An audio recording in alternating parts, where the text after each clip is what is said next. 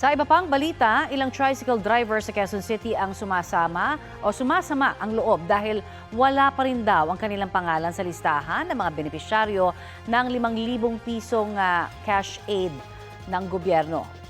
May ulat on the spot si Ian Cruz. Ian?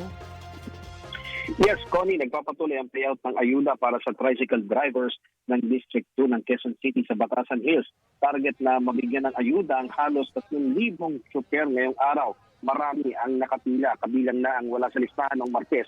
Pero sumakses naman ngayong araw ng Huwebes. Kaya ng dalawang tricycle driver ng Batoda na nakakuha na ng 5,000 pisong ayuda kanina. Ayon sa kanila, malaking bagay ang ayuda na magagamit nila, hindi lamang sa gasolina, kundi pati na rin sa pang-araw-araw na gastusin.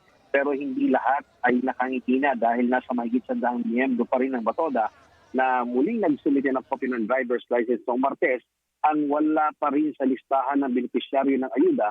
Ngayong araw, masama ang loob nila. Sabi ng isa, mas kumita pa raw ang nasa photocopying sa dami ng pinakopya nilang isinumite para sa aplikasyon sa ayuda. Sana raw makakuha sila dahil lahat naman daw ay nangangailangan ngayon. Malaking abala na raw ayon sa ilang Batoda members ang paulit-ulit na pagbalik at pagpila sa payout center at hindi naman sila nakakakuha ng ayuda. Apektado na rin daw ang pamamasada nila. Samantala, Connie, nasa 30 miyembro naman ng Katuparan Toda sa Quezon City rin ang wala pa rin sa listahan ng makakakuha ng ayuda ngayong araw. Kaya sa Batasan Toda, patuloy daw itong ginagawa ng paraan ng pamunuan ng Katoda. Ayon naman kay ASEC Irene Dumlao, tagapagsalita ng DSWD, may submissions pa raw ngayong araw sa kanila ang Quezon City.